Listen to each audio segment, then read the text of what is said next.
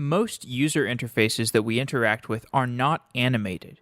We click on a button and a form blinks into view. We click on a link and the page abruptly changes. On the other hand, when we interact with an application that has animations, we can feel the difference. The animations are often subtle, and if you aren't sure what I'm talking about, you can pay attention the next time you use Slack or Facebook Messenger or iMessage. Airbnb values animations in their UIs so much that they built Lottie, a library for animation that we did a show about a while ago. In an animated application, the user interface feels alive.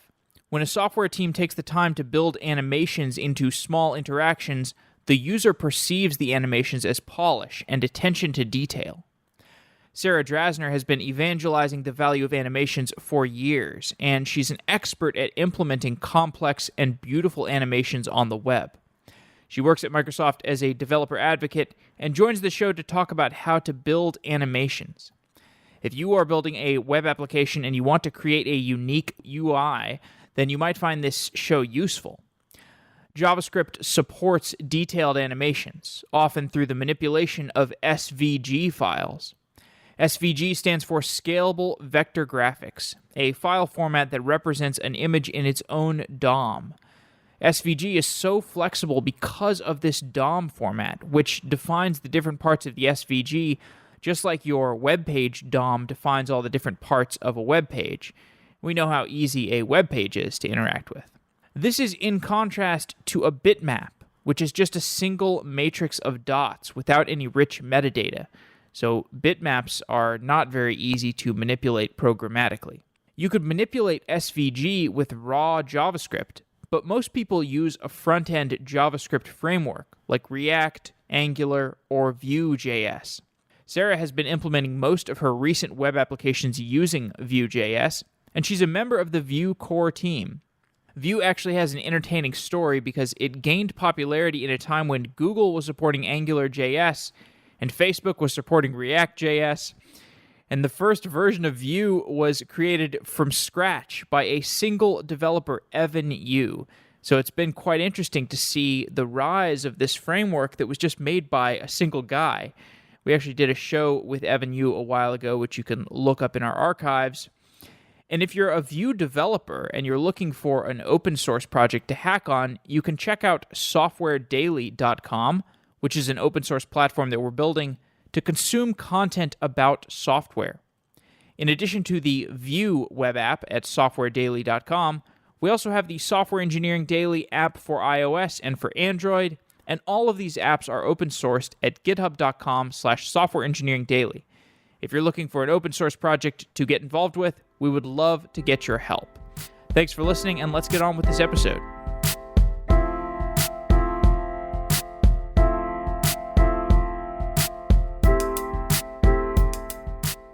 Women 2.0 is a company with a vision of gender equality in the tech world. Women 2.0 is a community, a media company, and a jobs platform that connects top female talent with engineering jobs around the world. At the new Women 2.0 jobs platform, find vetted jobs for women engineers, data scientists, and product managers. To find a job that is right for you, go to women2.com/sedaily. And if you're an engineering company, you can connect with top female talent on Women 2.0. Companies like Twitter, MongoDB, and Craigslist use Women 2.0 to find new hires. Go to women2.com/sedaily to find out how to post your company's jobs to Women 2.0. Thanks to Women 2.0 for being a new sponsor of Software Engineering Daily, and check it out at women2.com/sedaily. Thanks for listening, and let's get back to the show.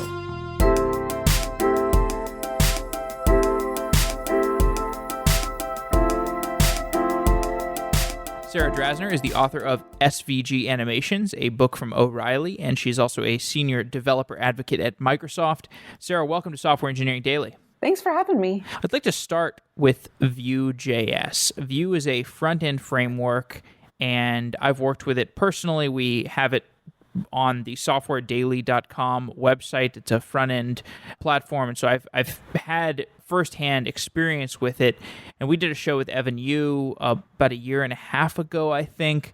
And it's been really interesting to see the rise in popularity of Vue, especially in a market with Angular and React, which were two pre-established, very popular front-end frameworks. What was it that Vue did differently to grow in popularity, in spite of the fact that there was Angular and React in the market? Yeah, I mean, it's an excellent question. I personally haven't worked too much with Angular, but I worked pretty heavily with React for a while, and I still continue to. It's not for me. It's not an either or. I think both are really pretty awesome. I'm on the Vue core team now, actually, and I think some of the things that made it really exciting for me when I was learning it was that it basically seemed to look over the entire landscape of all of the frameworks that came before it, because Vue, kind of came after, and took all of the things that really worked well about these frameworks and then put them together in an elegant way. I mean, I think a lot of times when you end up taking the best pieces of a bunch of different disparate things, it ends up feeling very convoluted for the person working with it or using it. And that is not how it felt for me. It felt really, really like wonderfully easy to work with, very intuitive. I think a huge part of it, for me at least, and what part of the reason why I wanted to join the Vue core team was that the documentation was so good. The guide and the API docs are just like super fantastic. So I was really impressed with how well they communicated what was available to developers and, got you going so easily. Now, I remember Evan Yu's goal of VueJS is building something that would allow for rapid prototyping. My sense is that the project has developed into something where people can use it beyond a rapid prototyping tool. They can use it for a complex project that scales. Has it evolved beyond that rapid prototyping vision? Is that still the mission? No, I think, just like a lot of software that kind of like it comes out of needing a solution. I think even like React was born out of, the Facebook team having this like pesky notification bug that they couldn't get rid of. That part of the reason why it was appearing was because this state issue that they were having. So I think, all of these frameworks kind of develop out of this need for something, right? And then they kind of expand into like, obviously now React is not just for notification bugs, it's for like giant large scale applications. Same with Vue. It was born out of a certain need that Evan had that wasn't being fulfilled at the time, and now is suitable for tons of large scale applications. There are giant applications, especially in Asia, like Alibaba and Weibo. Also, I know like Adobe and IBM and Microsoft are all like starting to do projects with that and adopting it. So it's starting to get the giant adoption in the West as well, for a good reason, because it's very easy to maintain. It's easy to scale in certain particular ways that I really appreciate, which is that if you are a maintainer on a project, and part of like the way that I started working with Vue was I was a consultant and someone needed me to work on this Vue project. And personally, when I heard that, I was like, oh, now I got to learn another JavaScript framework. I feel like I just got React and now I got to like go over to this other thing. And like, I'm not proficient in this and I am proficient in React. And I kind of took the contract with, a bit of being tentative, but, so some curiosity, because I'm just kind of a curious person. And I was really surprised at how easy it was for me to ramp up on what was going on, where everything was. It was super legible and things were really, really clear and clearly organized. So I think in terms of, being able to scale an application that a lot of developers can easily, jump into and add to and like understand where things are at or debug, that was for me just a huge thing that I was just like, oh my God, I think I'm like super excited about this thing that I used to, not understand why I had to do. What do you think of the story of VueJS being able to gain so much traction? This is in light of React, sponsored by Facebook, the multi-$100 billion company, and Angular, which was sponsored by Google, the multi-$100 billion company, and then VueJS is just this one guy makes his own front-end framework, supported by Patreon. I don't know, I just think I can't get enough of that story. Yeah, I mean, actually, like, it's not unprecedented in software development history that there be, a project that's just kind of pioneered by somebody out of, a need, or, like having the benevolent dictator kind of person that comes in and says, like, I think what we really need is something like this, and building a whole community around it. And I think there's actually some stories of it being really successful. And I think this is one of them. What I really think is nice about it, and, I don't want to make the distinction, I don't want to say like things that are negative about React or Angular, because I think those are great projects too. I'm excited about them being peers. So I think when people talk about like framework wars, like I'm never super down with that, because I think that Vue stands on the shoulders of React in a lot of ways. I've also seen projects that came out of Vue that helped out React, like React Transition Group Plus, which if we talk about animations later, we can dig into. But like they learn from each other. I think that kind of competition between the frameworks and them learning from each other just stands to help us as developers. So, but in answer to your question, yeah, I think part of the reason that Vue is so successful in some ways, despite not having a giant corporate backing, certainly a giant corporate backing helps a project, but also not needing to shift priorities based on a corporate schedule that might be just specifically for that project is really nice as well. Like a lot of Evan's decisions, I feel like, are really born out of his care for the framework. Again, not saying that other places aren't, but I've just seen a lot of things that he's decided that, kind of came out of really, really thinking about the future of this framework and how best it can suit the most wide amount of people. So it's kind of lovely to see, and it's lovely to see the community embrace it, especially because with stuff like open source culture, that's the dream, right? The dream is that like you don't have to have a ton of money in order to create something that is just fantastic that people can appreciate. And so that part of like, open source love in me is like, yeah, this is like the best possible scenario when you have, a group of people that are just like passionate and they're just like, we're going to make this happen. And then the community goes on Open Collective and Patreon and supports it. And I think that that's really cool. You spend a lot of time working with animations and tinkering, as well as building larger scale projects that have a large animated component. Has Vue become your tool of choice for doing that tinkering? Vue is particularly awesome at animations. And again, I'll say that I have limited experience with Angular, so I can't make any, statements there. But because Evan used to use frameworks for animation, I think he had some ideas and concepts about animation that were just really lovely. And some of them, like I mentioned before, some of them actually have been ported back over to React. So here's like a small example of something that I really appreciate. In Vue, you have this thing called transition modes. It's very common that when you have a component that's exiting and another one is entering at the same time. So let's say you have like a list where somebody is like bringing something in and something else is fading out at the same time. Inevitably, you're going to get into a situation where both of those nodes are in the DOM at the same time. And what ends up happening is that you get this like moment of jank, or like moment of like, not jank, but like visual inconsistency where there's space for both of them and they snap out of place even if they're transitioning, and one of them doesn't seem like it's in the DOM and it is. So you get this like kind of clunky appearance. So what you end up having to do in normal kind of imperative world is you either, if you're doing stuff with CSS, you'd have to, chain things based on delays. And that's very imperative and not very nice, because if you change the length of the animation, you have to go back and find the timing function for the animation duration. So you have to go change that length of time as well. So you could make them connected, but like that, ends up being kind of clunky.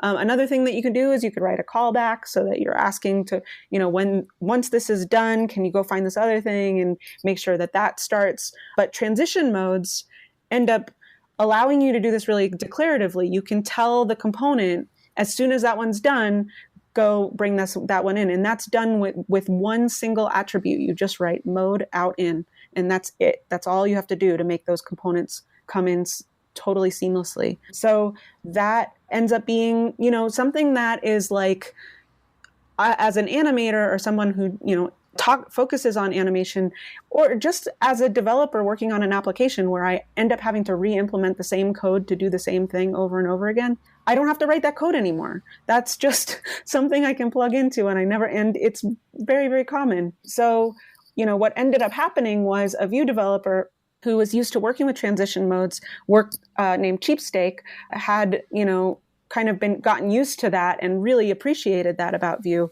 and then had to work on a project in React and was like, wait, why don't they have this? So he created React Transition Group Plus, which is basically like the React Transition Group that we, are aware of and know, but actually has that transition mode in it.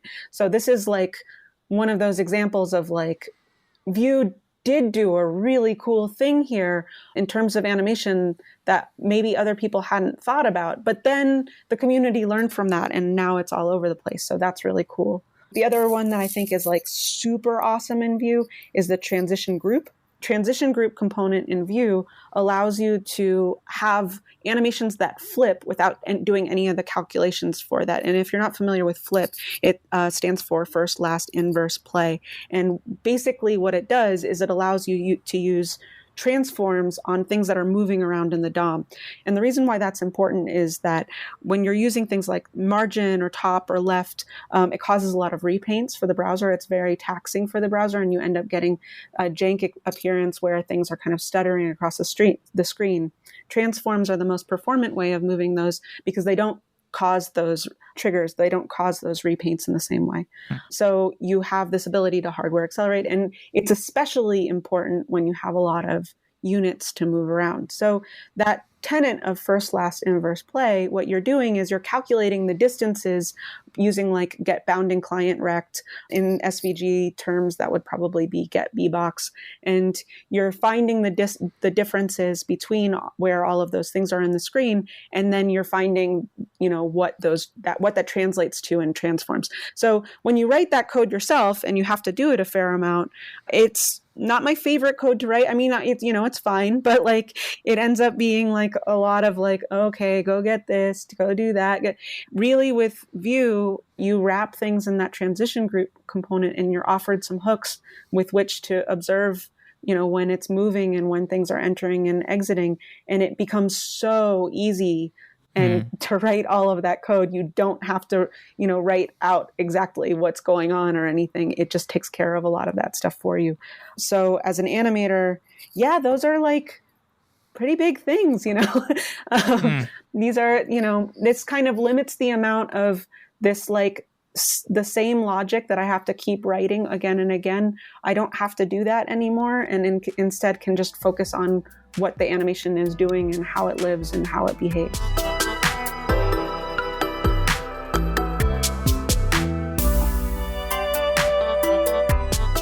Are you looking for a React or React Native job full-time? Do you want to work with a Y Combinator startup?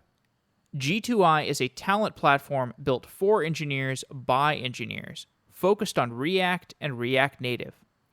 I've personally hired engineers through their platform, and the quality has been amazing. If you want a job in San Francisco that is React or React Native focused, or you want to work remotely, go to g2i.co and sign up now. They offer both contract positions and full-time positions. G2I is a platform where React and React Native developers go to find work with the technologies that they love. Apply to work at G2I by going to g2i.co, or you can send me an email to jeff@softwareengineeringdaily.com. I'd be happy to tell you more about my personal experience with G2I. I think you're going to love it if you're looking for React or React Native employment full-time.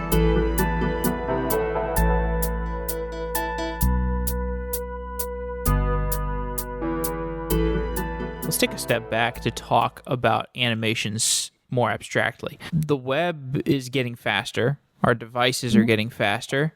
Why don't we see more animations in the apps that we use? I think because, I deal with this a lot. I think it's because there's a couple of different things. One is that when animation is done really well, it guides your user. And I think a lot of people have had experiences on native where they can see that happening and they know that they don't know exactly that it's animation, but they know that things are feeling they feel a little bit smoother. Every kind of interaction feels a little bit more intuitive. When animation is done poorly, it draws a lot of attention to itself. So I would say that the best animation to me is animation that doesn't call itself out to being animation.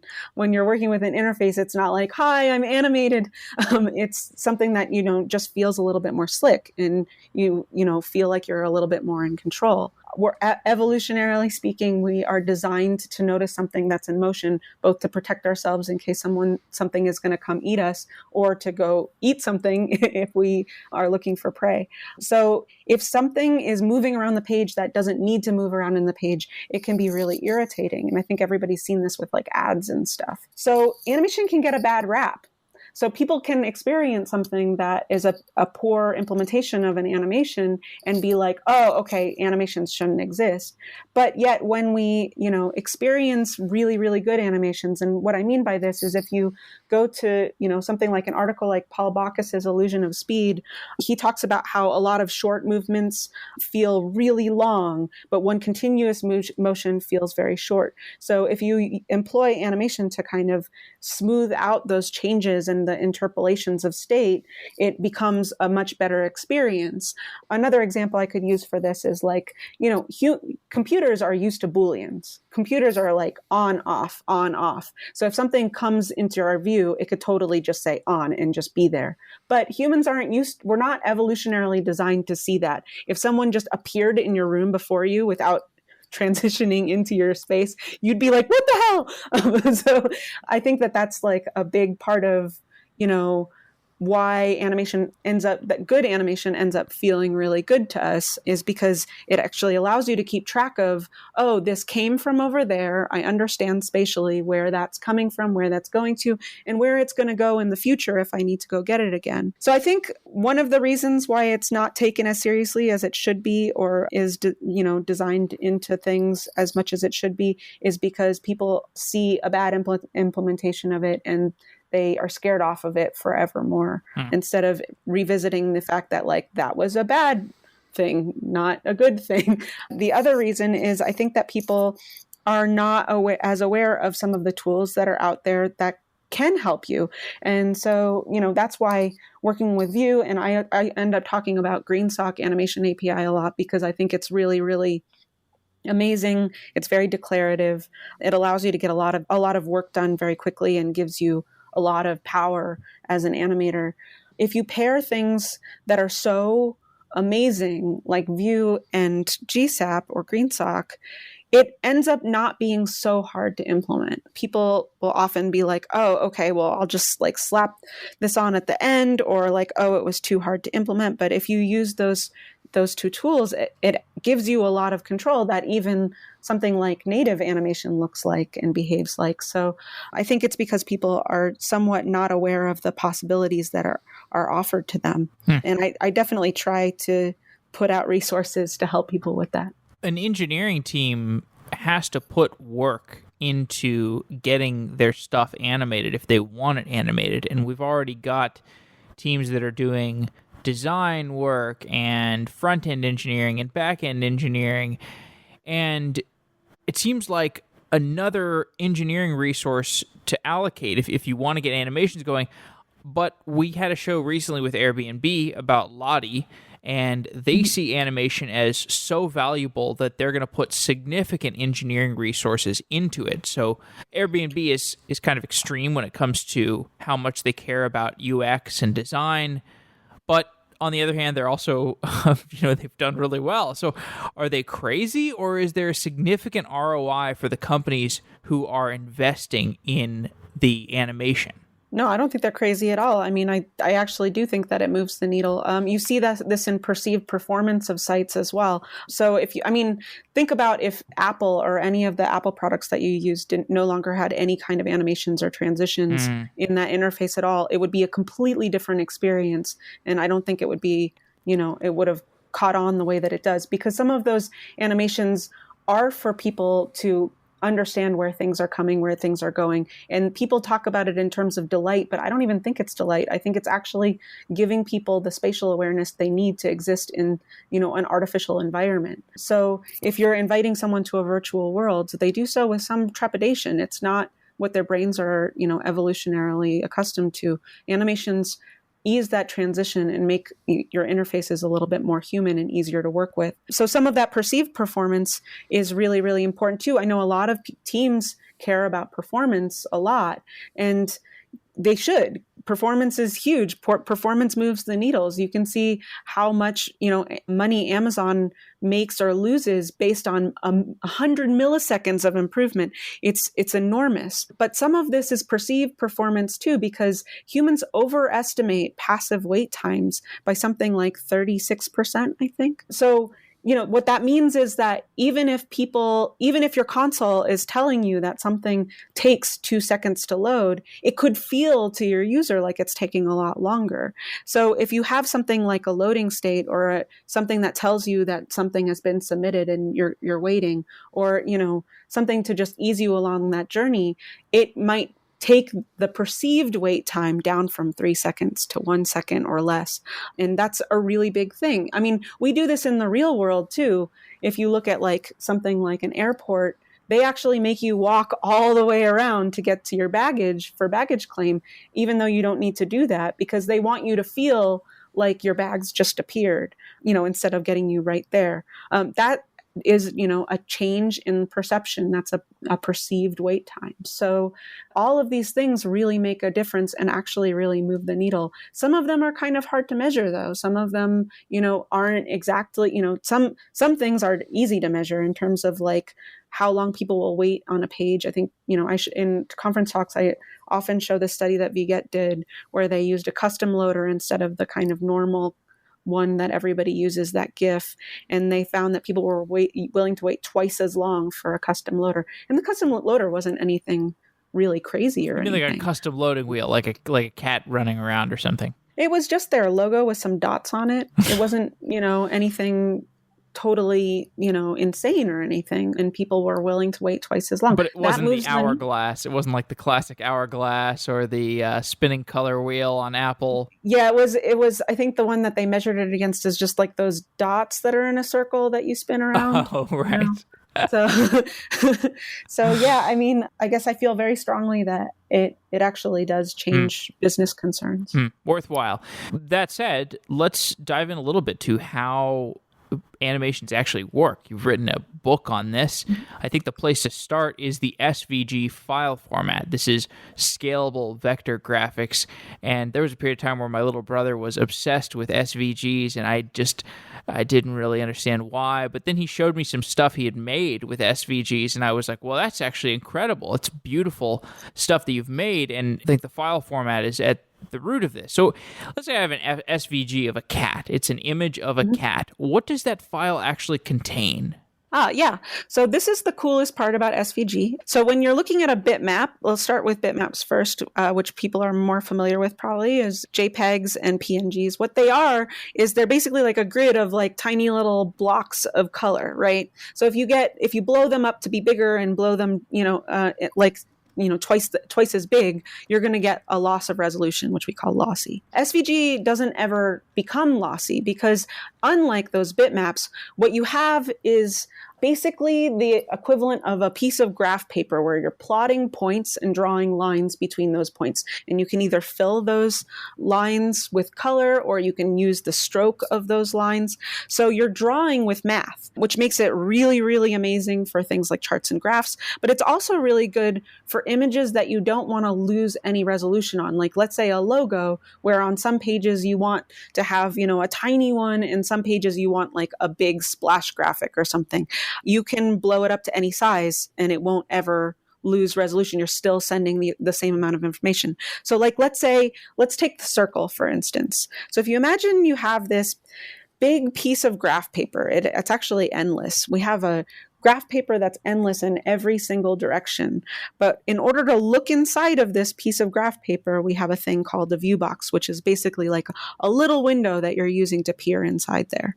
So then for those of you who are familiar with like the game Battleship, a lot of people know that game, you were saying things like C3, and then you would plot a point, and that you could see if the other person was like hitting something or something. So if you were playing Battleship with the SVG, you're basically plotting points along this piece of graph paper. You're saying, do this on the X axis and this on the Y axis, this on the X axis and this on the Y axis, and you make all sorts of shapes. So there's all these different elements and commands. If you look at a circle, basically all you're doing is saying CX, CY, and that makes, a point on those two scales. So you're finding something on the x-axis, something on the y-axis, a point, and then you say radius, and that draws a full circle.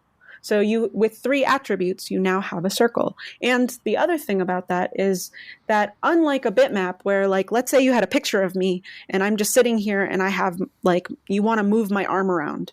Well, in order to move my arm around, you'd have to go into something like Photoshop and like go find my arm and like cut a line around it. Then you'd have to replace the background that is no longer there. And then you'd have to absolutely position them on top of each other. That's kind of a nightmare. In SVGs, all of those elements, like what I just described for circle, those just exist in the DOM, like regular DOM elements, like a P tag or like an H1 tag. So you can slap a class on it, you can slap an ID on it, and move those individual pieces around. So if you had a hand with a bunch of fingers, you could say finger 1, slap a class on that, and just tell CSS or JavaScript to move it. And that's literally all you have to do to create these amazing animations with something that someone else has designed.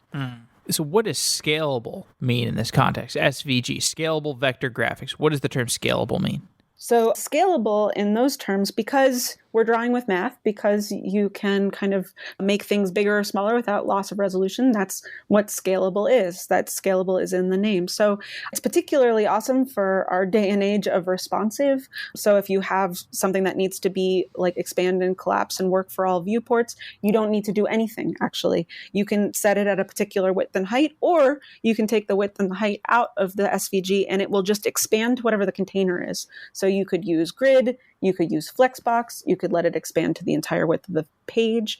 Really, the sky's the limit. So that means that you don't have to actually change anything for responsive. Plus, this is where I get really excited. If you're moving things around inside of an SVG, inside of that coordinate system, inside of that graph paper, like let's say you're moving a circle backwards and forwards, it's using the coordinate system units to do so, not pixels. So that means that if you blow the SVG up or shrink it down, you don't actually have to use media queries or anything to change that animation. That animation is going to stay stable whether or not it's big or small. So you don't have to make any updates for responsive. So that sounds like a very desirable set of attributes to have in an image file. But most of the images I engage with on the internet are JPEG or PNG, and these images don't seem to scale as well.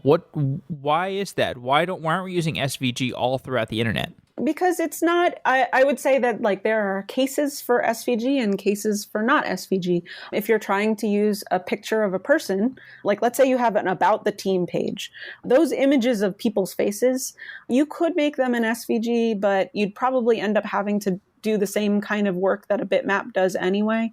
So because you have to plot all those pixels. So it might not be worthwhile to switch things over to SVG. That said, I know some tools like JPEG to SVG converters that can actually reduce the file sizes of PNGs and JPEGs by turning them into SVGs, because you can use things like clipping areas where you're not like coloring in all of those dots. So you actually, even for those files, if you change them into SVG, sometimes you could see, giant performance benefits. That said, I think that a lot of line art and things like icons and logos and stuff is typically what people use SVG for. Any kind of vector graphics, so anything that looks a little bit more like flat, or things that are kind of drawn with a little bit more clarity rather than, kind of fuzziness. Any kind of fuzziness or like really rough sketchiness is probably better suited for JPEGs and PNGs. That said, there are things like SVG filters and stuff that can create those effects. So that's part of the reason why some people don't choose to do work with SVG. But I think some of it is just a lack of education, to be honest. I think a lot of people reach for something like a PNG or a JPEG without realizing that they could completely lower the costs and reap huge performance benefits by switching some graphics to SVG.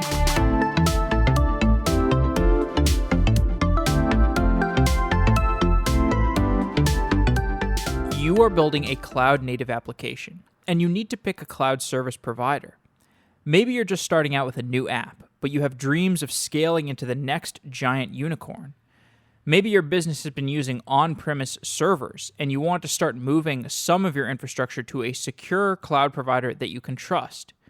Maybe you're already in the cloud, but you want to go multi-cloud for added resilience. IBM Cloud gives you all the tools you need to build cloud-native applications. Use IBM Cloud Container Service to easily manage the deployment of your Docker containers. For serverless applications, use IBM Cloud Functions for low-cost, event-driven scalability. If you like to work with a fully managed platform as a service, IBM Cloud Foundry gives you a cloud operating system to control your distributed application. IBM Cloud is built on top of open source tools, and it integrates with all the third-party services that you need to build, deploy, and manage your application.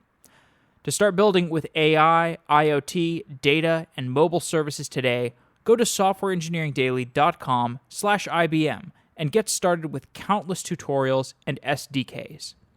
You can start building apps for free and try numerous cloud services with no time restrictions. Try it out at softwareengineeringdaily.com/IBM. Thanks again to IBM for being a new sponsor. We really appreciate it.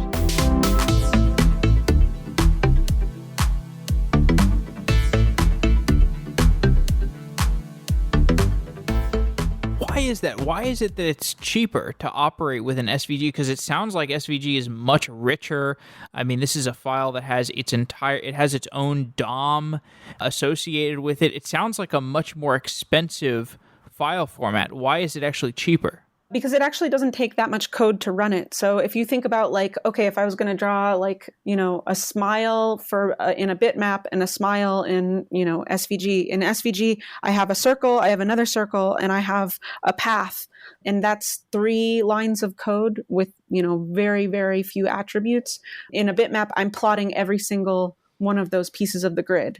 So I have to use so many more, just to be super basic, so many more ones and zeros to get that across, just like I have so much more code to get to express that. So this is not to say that every SVG is going to be more performant than every PNG or JPEG. Well, so you're saying SVG basically defines, here are a set of functions that draw shapes that are going to render into an image together. In contrast, a bitmap is, here's a giant matrix of color, like color and coordinates. That's exactly right. So for that reason, JPEGs can be harder to manipulate. If you use something like Canvas, actually Canvas opens up a lot of possibilities. So for, kind of bitmap alterations and things, but you still run into the same problem with responsive. SVG is able to, in a smaller set of commands, draw things. It's built to draw things. That's literally its job. So what I don't want to make it sound like is that you can just draw anything and it's cheaper. If you, just like anything else, if you transfer a lot of data, it costs more. So if you have an SVG that has a million bajillion things in it and a million bajillion path points, that's going to be expensive. So really thinking about it in terms of what the computer is delivering is really helpful. But most of the time, if you optimize an SVG properly, it's probably going to be cheaper than PNGs and JPEGs. And if you're curious on how to optimize SVGs properly, I wrote an article called High Performance SVGs for CSS Tricks. That article goes through all of the ways that you would output something and all of the ways that you can optimize something. I was pulled onto a project as a consultant where the load time for the site was 10 seconds long. And just by properly optimizing their images, I brought it down to under 2 seconds. So, images are a huge way to reap performance benefits. Yeah, you said images are 2/3 of the bandwidth of the web, and I think Yeah. that was one of your talks.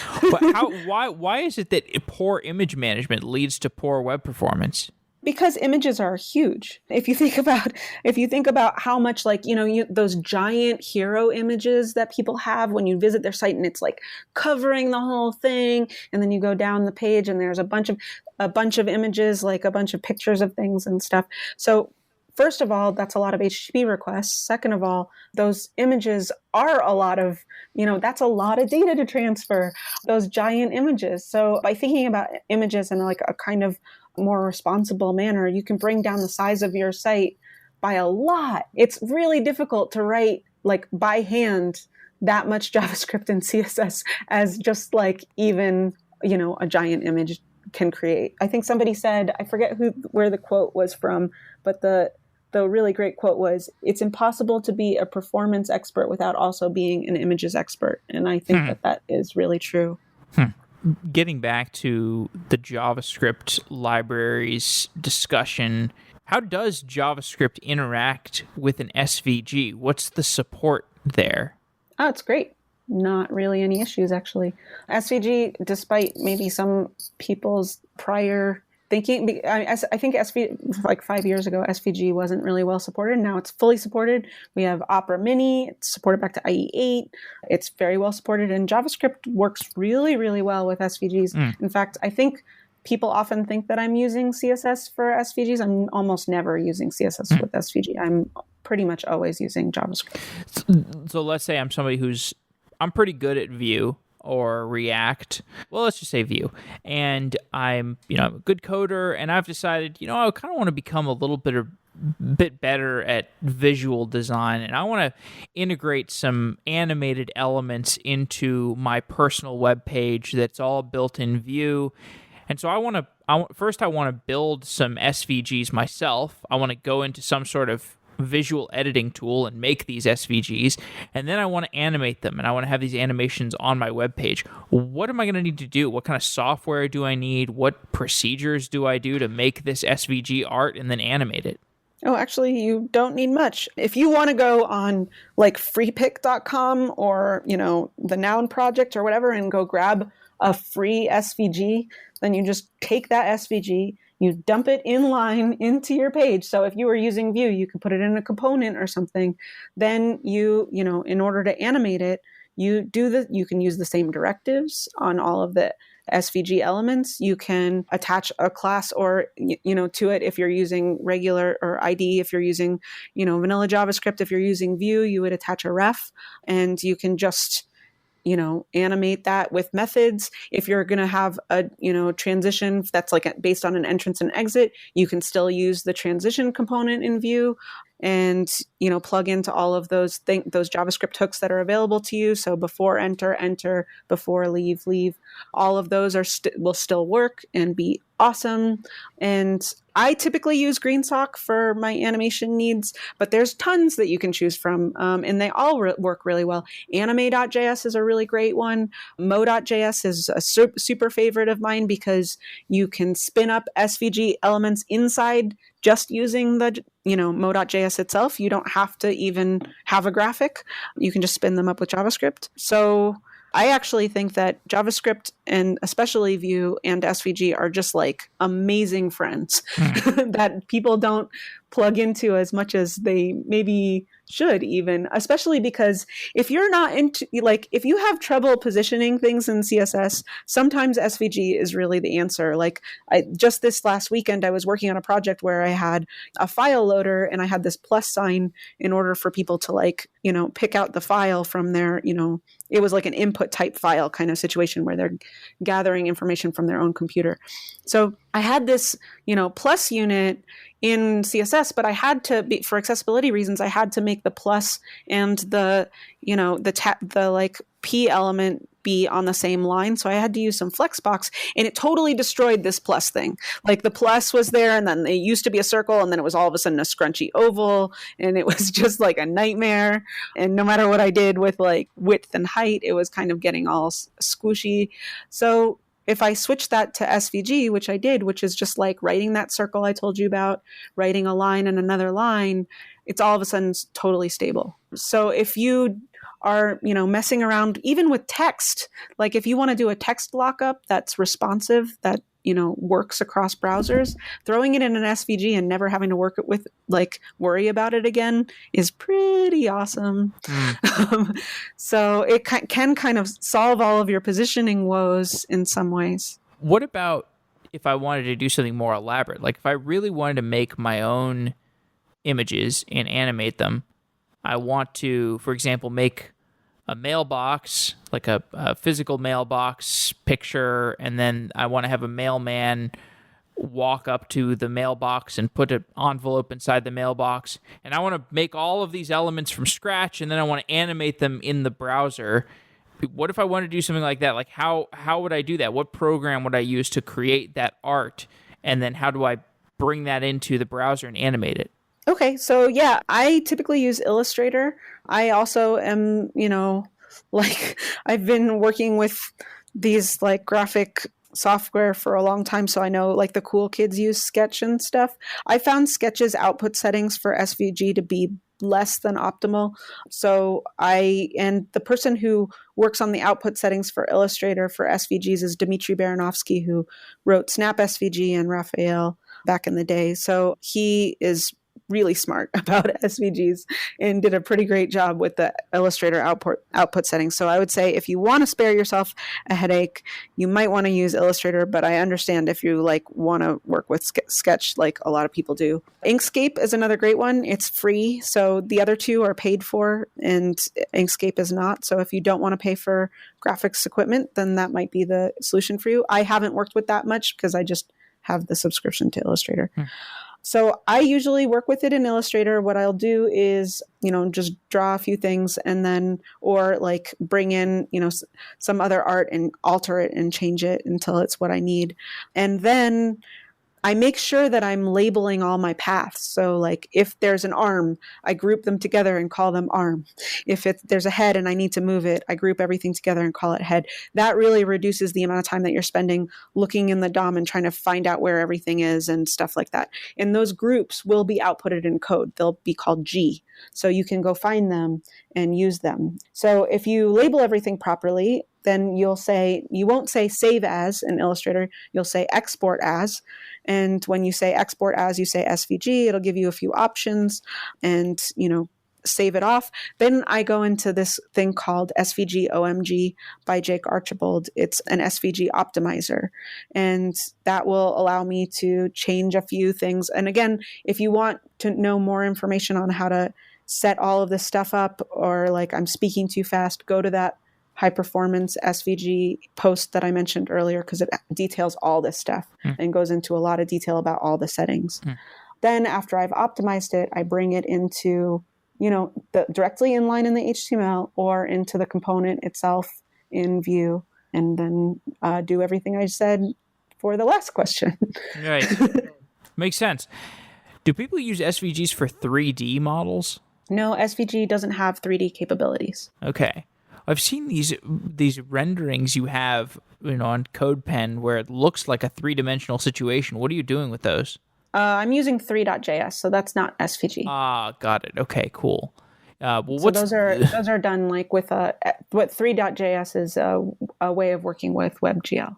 Oh, right. Okay, so I think I talked to somebody about React VR, and they talked about 3JS. Yep, pretty sweet. It takes a little bit longer to get ramped up on 3 than it will for SVG for the listeners out there. But it's also really cool. It's really fun. What's your prediction for how this 3D in the browser / VR stuff is going to play out? I think I'm allowed to say this now because Josh Carpenter just did a talk on this, so now it's public information. But I had talked, before working with Microsoft, I had talked with Google about a potential contract that I turned down because of Microsoft about how they're integrating web VR into the browser. So like the future would be that some of the primitives that you see in A-Frame, do you know what A-Frame is? No. Okay, so there's a thing called A-frame, which gives you three-dimensional primitives as HTML elements. So you say A entity box, and then all of a sudden a box is made for you, and you have attributes that puts it backwards and forwards in space and stuff. So this A-frame thing is like really pretty cool for like 3D and VR experiences that people can use without having a ton of, like I mentioned, 3.js is a little bit more complicated to set up. This is not. This is like really, really easy to set up. So the idea that, kind of Google is thinking about going with is to create this kind of A-frame thing in the browser where these primitives are exposed to web developers, and they basically are taking, rather than responsive being this thing that goes sideways from device to device, like going small to large, responsive all of a sudden means a third dimension, the z-index. So like creating those primitives that are available in the browser so that if you don't have 3D capability on whatever device you're on, it's a flat experience. But if you have a VR headset, it becomes a three-dimensional experience. All right, to wrap up, what changes do you think we're going to see on the web to support better animations? Moving beyond the discussion of 3D, of course. Well, I think the 3D part is part of that. That change will be a change in animation too. They're also making animation primitives, which is part of the reason they were talking to me. So that's going to be a big thing. I don't think that that's coming out like in a year or something. I think that that's the future, like a longer look into the future. And, if the human race survives. And I think in terms of animation, we have things coming out that are like Web Animation API, which I think is super awesome. It's not super well supported yet, but there's some really bright minds like Rachel Neighbors and stuff working on that, which, which allows the browser to extend those capabilities of everything that I was talking about in JavaScript, like in GreenSock. It gives you some of that stuff natively, which will be super dope. So I think browsers are working on all of these things. I definitely see advancements in some of the rendering capabilities of every browser. I think Edge has made some real leaps and bounds from where Internet Explorer was in terms of rendering. And, Chrome is constantly pushing the needle on this. So that's really exciting to see. All right, Sarah. Well, I want to thank you for coming on Software Engineering Daily. It's been a pleasure talking to you, and I enjoy seeing your code pen animation tweets occasionally on Twitter. So it's always a nice little visual treat in the Twitter feed. Thanks. Yeah, I have a lot of fun tweeting mine and other people's, especially if, people are making cool stuff out there. So it's cool. Thanks for having me on. I really appreciated you taking time out of your day to talk to me today. Absolutely. Do you have a product that is sold to software engineers? Are you looking to hire software engineers? Become a sponsor of Software Engineering Daily and support the show while getting your company into the ears of 24,000 developers around the world. Developers listen to Software Engineering Daily to find out about the latest strategies and tools for building software. Send me an email to find out more. Jeff@softwareengineeringdaily.com. The sponsors of Software Engineering Daily make this show possible, and I have enjoyed advertising for some of the brands that I personally love using in my software projects. If you're curious about becoming a sponsor, send me an email, or email your marketing director and tell them that they should send me an email. Jeff@softwareengineeringdaily.com. Thanks as always for listening and supporting the show, and let's get on with the show. Wow.